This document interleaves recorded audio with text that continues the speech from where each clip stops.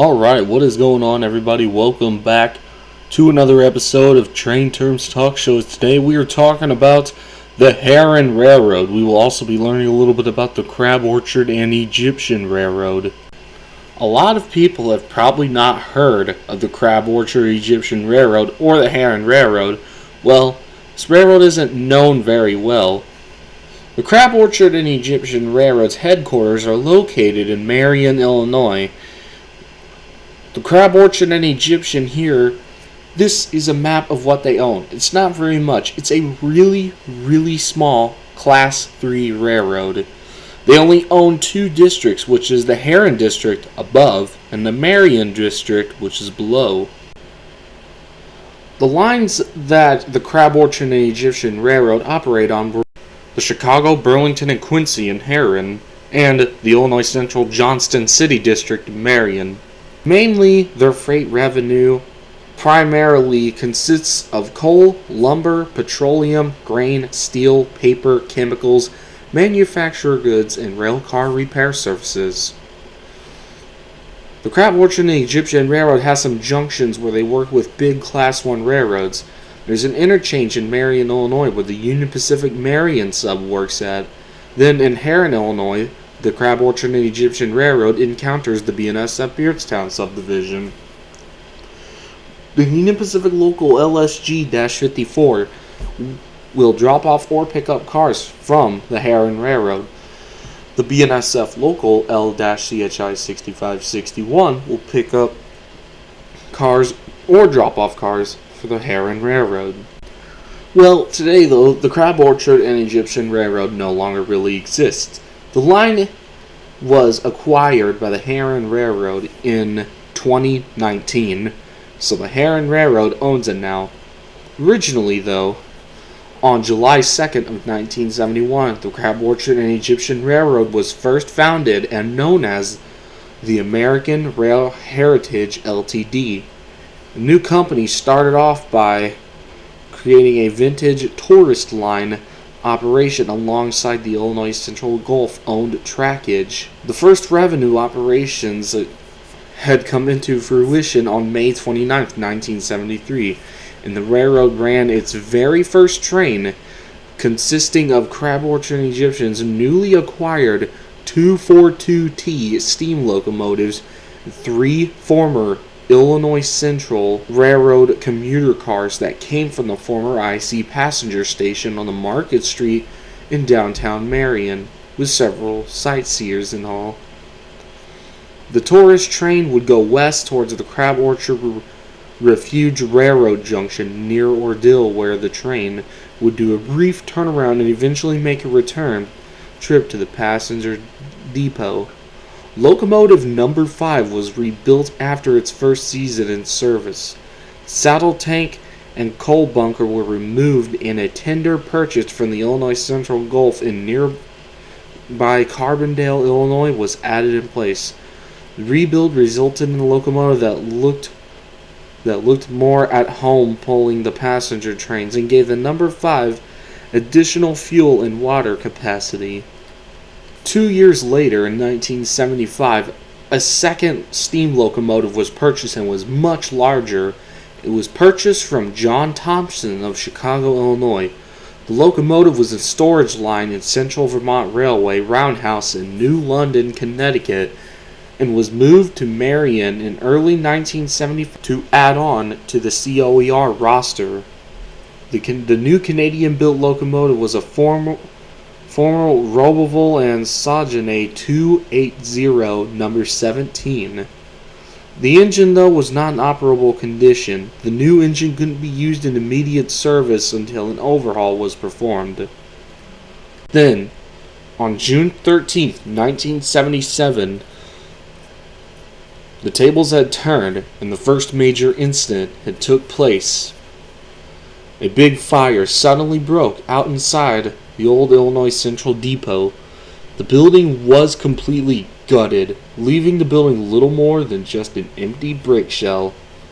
The fire destroyed the railroad's main offices, which were located inside the depot, and 2 of the 6 passenger cars used in tourist operation were also lost. And this huge loss permanently affected the future tourist services and would eventually be abolished a year later by October of 1978. But all was not lost yet. The Illinois Central Gulf sold the Crab Orchard and Egyptian Railroad its trackage after they discontinued freight service along that entire route. COER had a new advantage. The railroad's first common carrier freight services would come into fruition soon afterwards, and the first revenue train was pulled by the steam locomotive 242 number 5 on October 18, 1977. In December of 1978, piggyback service was also added, with a large fleet of more 200 new flat cars and 600 highway trailers painted for the COER. A new engine was acquired at the same time to help switch the cars around, which was a small Davenport 35-ton switcher which arrived in 1978. And not that long afterwards, the first test run of the 280 steam locomotive occurred on May 10th of 1979 after an extensive 4-year overhaul, and quickly became the primary power of choice by July. And fun fact, the Crab Orchard and Egyptian Railroad was the last American steam railroad. In the mid-1980s, though, that's when the steam engine slowly started to vanish. In April of 1985, the St. Louis Iron Mountain and Southern Railway had made a deal to purchase COER's 242T number 5 steamer for use on their scenic tourist trains, and the locomotive was eventually retired from revenue service soon afterwards to be sent to its new owner. Fun fact, 1985 is also the same year that the Prairie Trunk Railroad had went bankrupt when they owned the B&O Springfield subdivision.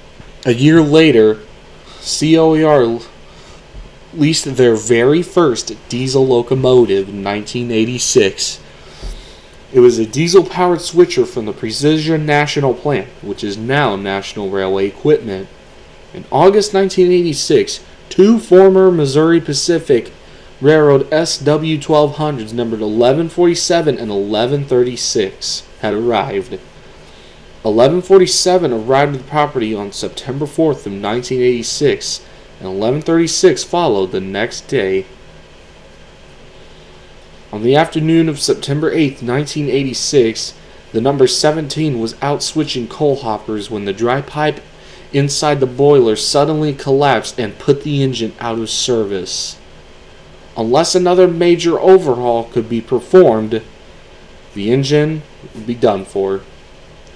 The COER Railroad's fame of pulling common carrier freight trains included intermodal piggyback cars, with the steam locomotive had came to an end due to this incident.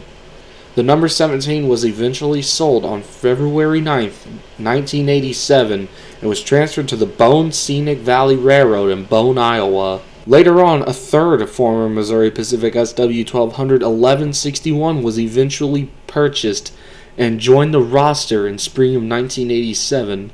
Before arrival, it was given a full coat of paint which matched Marion local high school colors of blue and yellow. However, the 1147 was never painted into the railroad scheme and was only given a patch job with their pyramid logo. During the fall of next year, a new line was purchased directly from the Illinois Central Gulf on September 11, 1987, in the nearby city of Herrin. This new addition had expanded the COER's system by 5 miles and gave them access to Herrin's manufacturing industry such as Maytag Incorporated. SW-1200 number 1136 was fully painted to match Herrin's local high school colors of orange and black. COER 1136 is still in service but is now reworded with Herrin Railroad or HIRW 1136. In 1995, Railroad's small Davenport 35-tonner was finally retired from the roster but it lasted a good 20 years of service with the COER Railroad, and it was also the longest lasting locomotive on the roster, and also the smallest. Later on, a new EMD SW1 switcher would later be purchased from the former Sahara Coal Company as a replacement. It was repainted in the COER Railroad's Marion District colors of the blue and yellow, and given the new name and number of the 6 on the cab side. During July of 2006, the 6 was eventually given to the former name of William Bill E. Schreiber, I am sorry if I just butchered that, in devotion to one of COER's original founders who had recently passed away in 2006. The current base for the COER Railroad consists of more than 10 different industrial areas with rail access. But today, though, the Herrin Railroad is not very busy anymore. As a matter of fact, it's really hard to see them run anymore. And the Herrin Railroad has not been taking care of its railroad tracks either. The tracks are starting to get into really, really bad shape, making it barely able to even run a train on there anymore. Today, though, there was recently a new switcher acquired from Progress Rail, which is in blue and white paint, which is numbered 33. As for the locomotives, PGR 33 is the main power for the Herrin Railroad, and HIRW 1136 is still in service today. 1147 was sold to the Alcoa Railroad Terminal in Knoxville, Tennessee, where the engine still works at today. The COER number 5 was put into storage at the St. Louis and Iron Mountain Railway and is preparing for a future restoration. COER number 17 is currently on display at a railroad museum in Bone, Iowa. As for 1161 is a total loss. COER 1161 was sold to MVPX and became MVPX 1161 and was later on scrapped last year. Before I go, just some other facts about the COER Railroad. The original Illinois Central Depot still remains here today, even after it had caught fire in 1977. Not only that, there is also a wigwag crossing that still exists and is still operating today on the COER. The COER at one point also had a Christmas train that would run. This here is a photo of the COER Christmas train that happened in December of 2011. Alright guys, well that is it for today. I hope you enjoyed this video. I really hope that I also did not forget anything and that I did not get anything wrong. I did my best here, but I hope you enjoyed this special Train Terms Talk Show episode of the Herrin Railroad and the Crab Orchard and Egyptian Railroad. Very interesting Class 3 railroad indeed. Make sure to subscribe to never miss out on my content. Turn on notifications.